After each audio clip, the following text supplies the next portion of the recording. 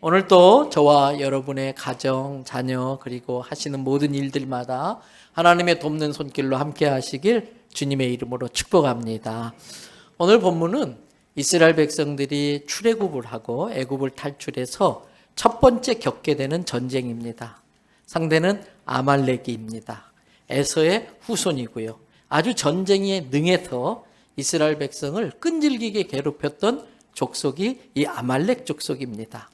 오늘 본문에 보니까 이스라엘 백성들이 르비딤이라고 하는 골짜기에서 이 아말렉 족속과 정면 승부를 펼치게 됩니다. 모세가 여호수아를 불러서 말합니다. 9절에 이런 말씀이 나옵니다.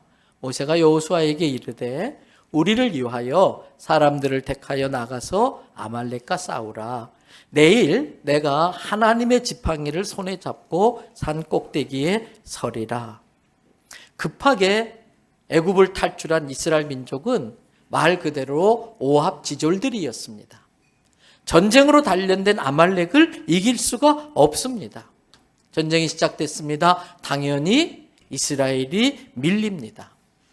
그것을 산에서 지켜보던 모세가 하나님의 지팡이를 손에 잡고 두 손을 높이 들고 하나님께 부르짖어 기도합니다. 그러자 갑자기 전세가 뒤집어집니다. 이스라엘이 막 밀어붙이면서 아말렉이 밀립니다. 그러나 나이 많은 모세가 그 무거운 지팡이를 계속 들고 있을 수가 없었습니다. 힘이 빠진 모세의 손이 스르르 내려옵니다. 그러자 다시 아말렉이 막 밀려오기 시작합니다. 이스라엘이 밀리기 시작합니다. 안 되겠다 싶어서 또 손을 들고 기도하면 다시 이스라엘이 아말렉을 이깁니다. 그러다 손을 내리면 집니다. 그것을 옆에서 지켜보던 아론과 훌이 얼른 돌 하나를 가져다가 모세의 뒤에 놓고 앉힙니다. 그리고 모세의 양편에서 각각 한쪽 팔을 붙잡고 계속 기도할 수 있도록 이렇게 도와줍니다. 결과는 어떻게 됐을까요? 아까 읽었던 말씀 중에 12절 맨 뒷부분과 13절에 그 결과가 나옵니다. 모세의 그 손이 해가 지도록 내려오지 아니한지라. 13절 말씀 다 같이 읽어볼까요? 여호수아가 칼날로 아말렉과 그 백성을 쳐서 무찌르니라. 승리한 것입니다. 아말렉을 물리치고 이제는 약속의 땅, 하나님이 주신 젖과 꿀이 흐르는 가나안 땅을 향해서 계속 전진할 수 있게 된 겁니다. 이 아말렉과의 싸움에서 이기는 이스라엘의 모습을 통해서 우리가 배워야 할 것이 있습니다. 우리의 인생은 출애굽한 이스라엘 백성들이 광야를 지나서 하나님이 약속하신 젖과 꿀이 흐르는 축복의 땅, 가나안 땅으로 가는 것과 같다고 봐야 합니다.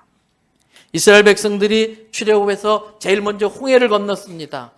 그와 마찬가지로 세상에서 탈출한 우리 성도들은 예수 그리스도의 보혈로 이루어진 그 홍해를 건너서 세례를 받고 이제는 구원받은 하나님의 백성들이 된 것입니다.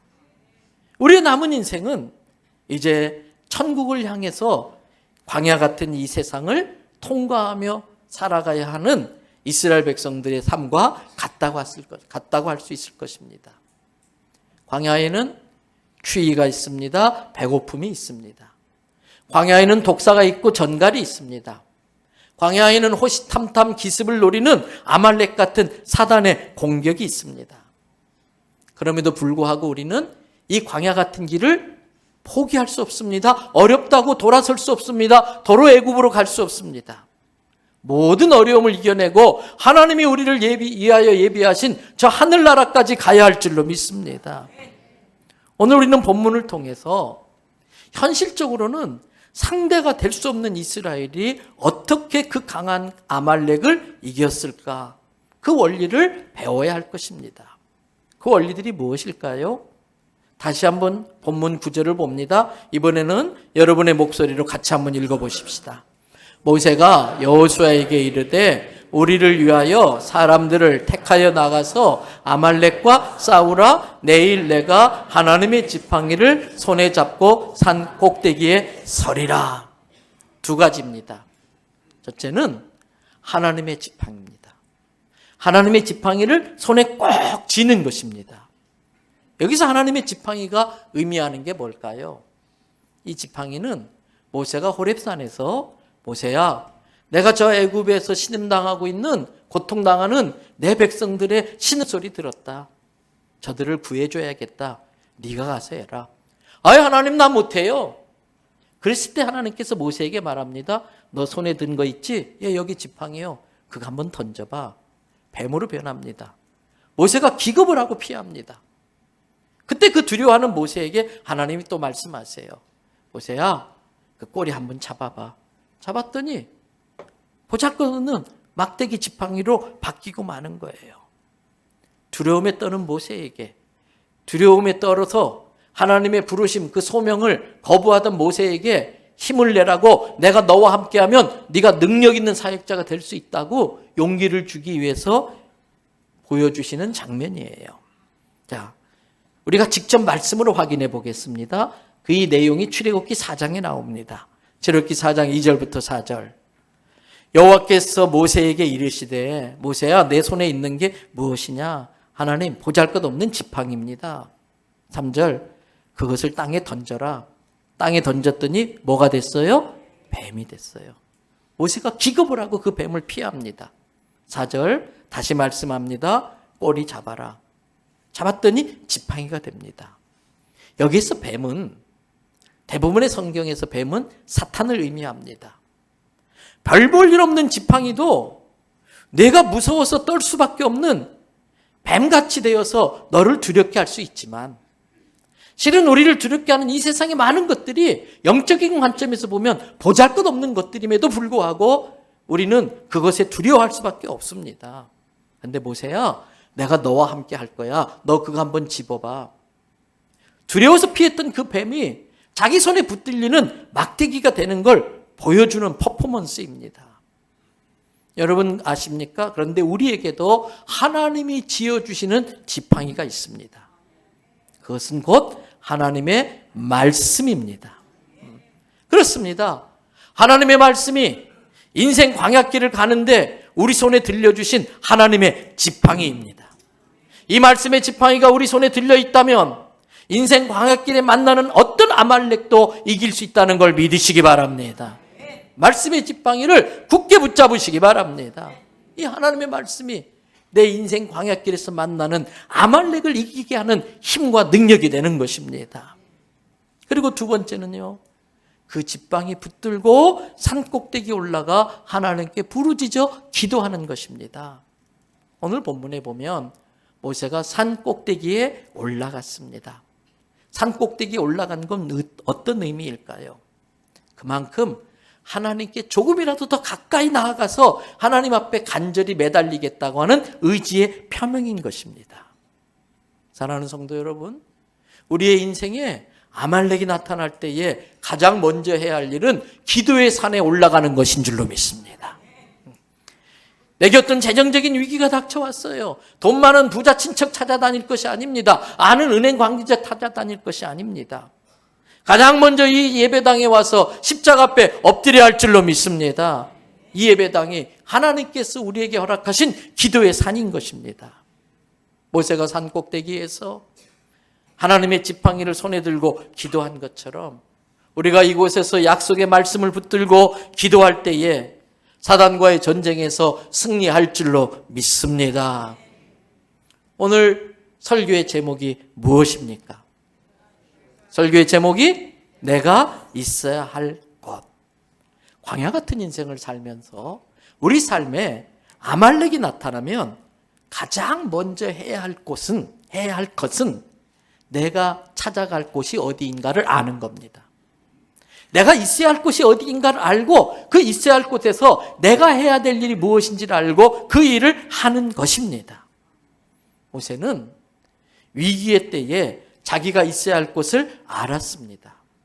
모세는 위기의 때에 자기가 해야 할 일이 무엇인지를 정확히 알고 있었습니다. 그리고 자기가 있어야 할 곳에서 자기가 해야 할 그 일을 했습니다. 그것이 모세와 이스라엘 공동체에 닥친 위기를 넘어설 수 있게 한 것입니다. 저는 이 시간 특별히 연세가 있으신 우리 성도님들께 부탁을 드립니다. 오늘 젊은 여호수아가 최전방에서 아말렉과 싸우고 있습니다. 모세는 산에서 그것을 바라보며 손을 들고 기도합니다. 우리도 마찬가지입니다. 연세 있으신 성도님들이 모세의 역할을 해 주셔야 됩니다. 그렇게 연세 있으신 성도님들이 모세와 같이 뒤에서 기도해 주실 때에 우리 젊은 성도들이 그 기도의 백을 믿고 세상에서 당당하게 승리하며 살아갈 수 있을 줄 믿습니다. 그런데 아십니까? 모세의 역할은 연세 있으신 성도님들에게만 주어진 역할이 아니라는 겁니다. 이 모세의 역할은 자녀를 두고 있는 모든 부모들이 해야 하는 역할이기도 합니다. 자녀를 세상에 내보내놓고 자녀들을 위해서 기도하지 않는다? 그것은 간 큰 부모나 할 수 있는 일입니다. 이 세상은 우리 자녀들을 공격하는 독사들로 가득합니다.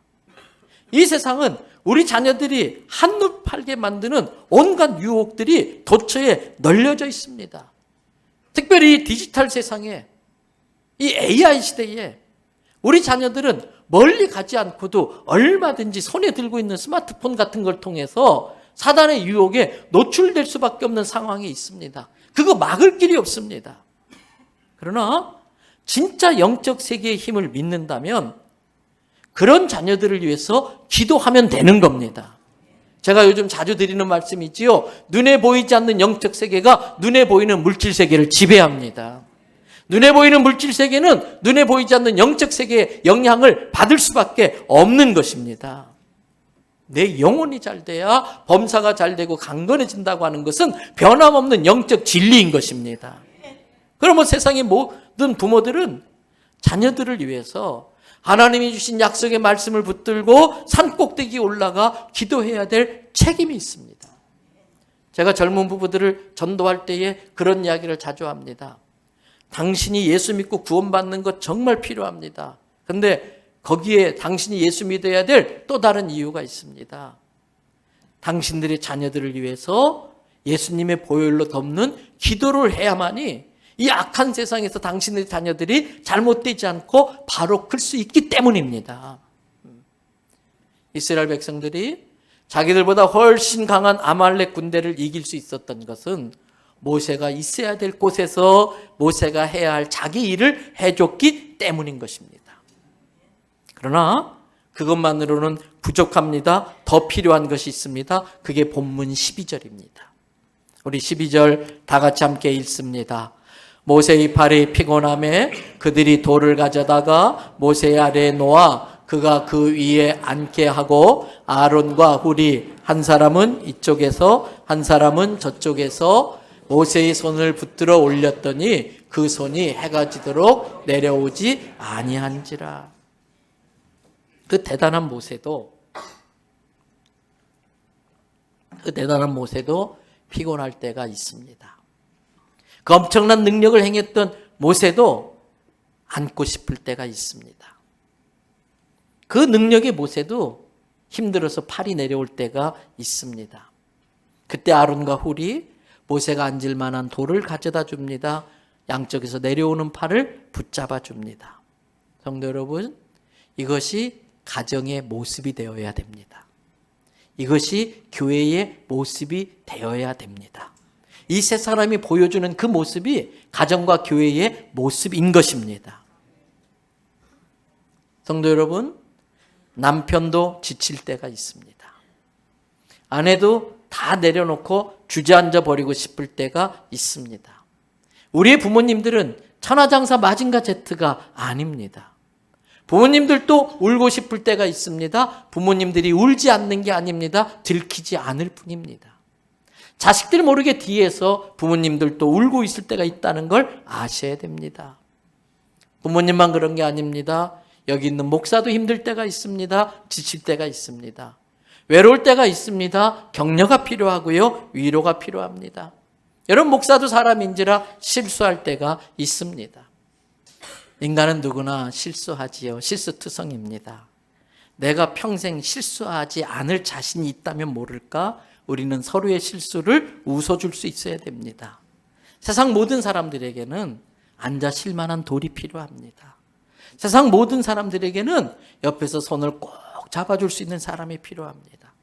세상 모든 사람들에게는 따뜻한 위로의 말 한마디, 그 수고를 알아주는 말, 힘이 되는 말, 격려가 되는 말이 누구에게나 필요한 것입니다. 아론과 훌은 그들이 있어야 할 곳이 어딘지를 알았습니다. 그들이 있어야 할 곳은 사역에 지쳐 힘들어하는 모세 곁이었습니다. 아론과 훌은 그들이 해야 할 일이 무엇인지를 알았습니다. 지친 사람의 그 손을 붙잡아주는 일이었습니다. 저는 이번 부흥회가 누군가에게 앉아서 쉴 수 있는 의자 같은 시간이 될 것을 믿습니다. 이번 부흥회가 누군가에게 위로가 되고 삶에 지친 그 인생이 쉼을 얻고 다시 충전되어서 리프레시 되어서 힘을 얻어서 힘차게 세상을 향해 다시 출발할 수 있는 계기가 될 줄로 믿습니다.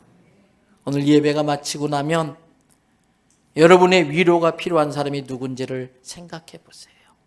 여러분이 손잡아줘야 될 사람이 누구인지를 한번 찾아보십시오. 누군가에게 아론이 되어주고 누군가에게 훌이 되어주시기를 바랍니다. 그렇습니다. 이길 수 없는 그 아말렉을 이스라엘 백성이 이길 수 있었던 것은 지친 모세 옆에서 붙잡아준 아론과 훌이 있었기 때문입니다. 저는 우리 대연성결교회가 이러한 아론과 훌이 많은 교회가 되기를 주님의 이름으로 축복합니다. 이 전쟁에서 승리할 수 있었던 마지막 세 번째 이유가 있습니다. 그 이유가 오늘 본문 13절에 나옵니다. 여호수아가 칼날로 아말렉과 그 백성을 쳐서 무찌르니라. 모세가 산 위에서 기도하고 있을 때에, 아론과 훌이 모세 곁에서 모세를 돕고 있을 때에 여호수아는 피 터지는 전쟁터에 있었습니다. 여러분, 내가 있어야 될 곳, 바로 그곳입니다. 치열한 영적 전쟁이 벌어지고 있는 이 세상이 우리 성도들이 있어야 할 곳입니다. 교회는 세상 속의 교회가 되어야 됩니다. 교회는 저 산 속의 교회가 아니고 수도원도 아니고 절도 아니고 교회는 세상 속에 있는 교회가 되어야 됩니다. 예수님은 우리에게 너희는 교회의 소금과 빛이라고 하지 않으셨고 너희는 세상의 소금과 빛이라고 말씀하셨어요.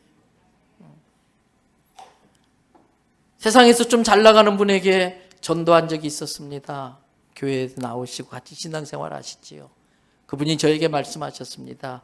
목사님, 저도 교회 다녀본 적이 있습니다. 근데 교회 나가려고 했더니 너무 눈이 부셔서 너무 소금에 쪄들까 봐 못 나가겠습니다. 그분이 무슨 뜻으로 하는 이야기인지 제가 바로 눈치챘습니다.